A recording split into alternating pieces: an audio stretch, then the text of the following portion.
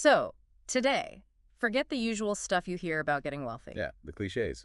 Wake up early, invest smart. Yeah, We know those. exactly. We're digging into something else. The less obvious habits, the surprising things millionaires actually do. Things that often go under the radar. Our mission here is basically to pull back the curtain on these powerful, maybe even secret habits, give you the insights, without making your head spin. Right. We want to get into the real substance, the subtle behaviors that actually build that long-term success.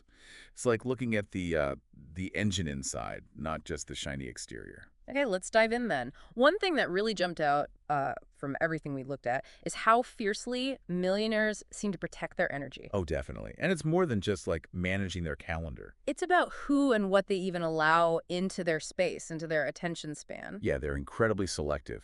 They treat their focus almost like, well, like a precious commodity. And they actively shield it from things that drain it.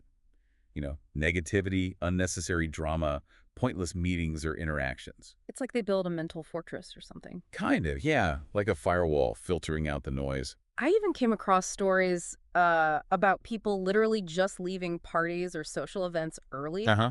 simply because the vibe wasn't right, the energy felt off, no big explanation, no guilt. That level of commitment to their own mental state is, well, it's pretty intense. It shows a radical prioritization of their inner world. And that connects directly to the next point, doesn't it? This ability to just say no. Absolutely. Protecting energy means you have to say no. It's not about being difficult or anything. No, it's about understanding that every yes has a cost, an opportunity cost. Right.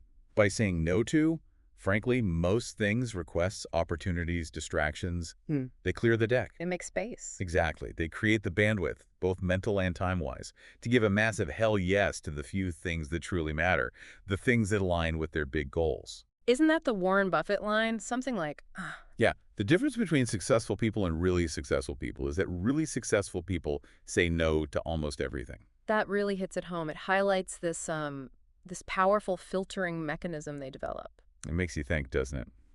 For you listening, how often do you say yes just because you feel you should? Or maybe FOMO, fear of missing out? Instead of asking, is this truly aligned with where I want to go? Millionaires seem to have really mastered that distinction, that art of selective engagement. Okay, so protecting energy, saying no.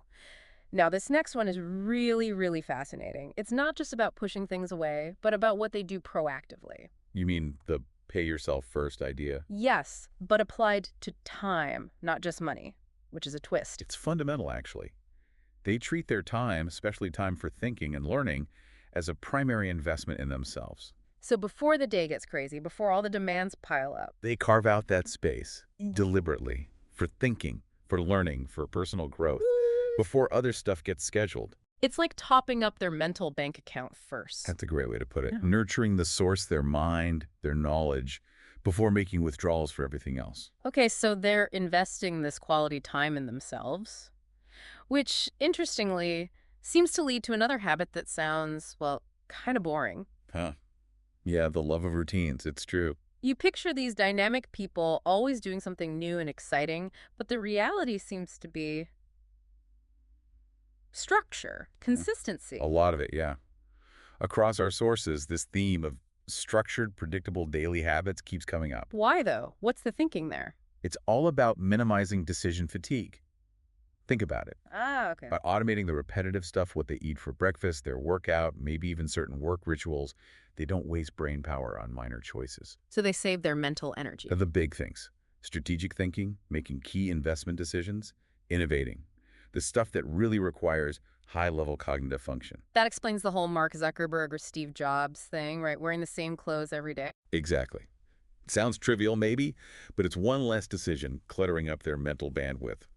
Over time, that adds up. So consciously reducing the mental load from the everyday stuff frees up resources for the extraordinary stuff. Precisely. Yeah. Okay, so they guard energy, say no, pay themselves first with time, and embrace routine.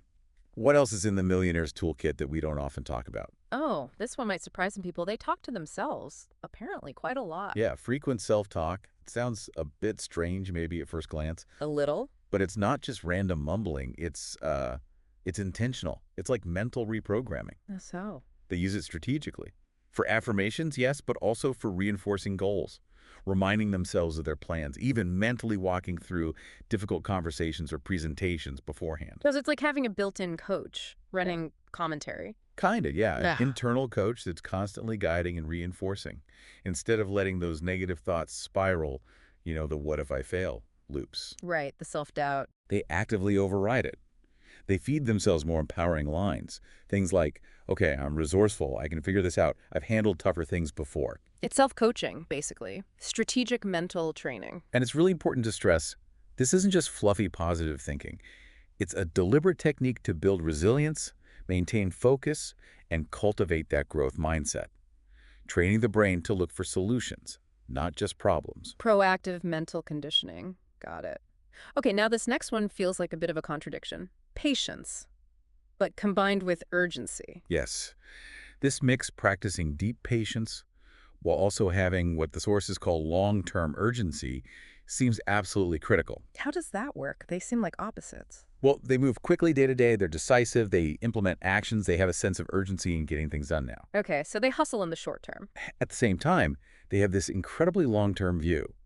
They understand that significant wealth, significant impact, it doesn't happen overnight. It takes years, often decades, of consistent effort.